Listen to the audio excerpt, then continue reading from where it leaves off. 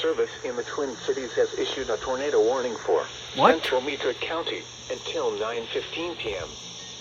At 8:39 p.m., a severe thunderstorm capable of producing a tornado was located 5 miles north of Litchfield, or 22 miles north of Hutchinson, moving southeast at 25 miles per hour. Expected hazards include tornado. This is a radar-indicated threat. The following impacts are expected. Flying debris will be dangerous to those caught without shelter.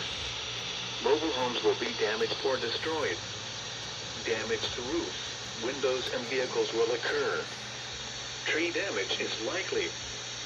Locations impacted include Forest City, Litchfield, Litchfield Airport, Darwin, Greenleaf, and Datchell. Move to an interior room on the lowest floor of a well-built building away from windows. If you are outdoors, in a mobile home, or in a vehicle, move to the closest substantial shelter and protect yourself from flying debris. Repeating, a tornado warning has been issued until 9:15 p.m. for the following county: Meeker, Minnesota.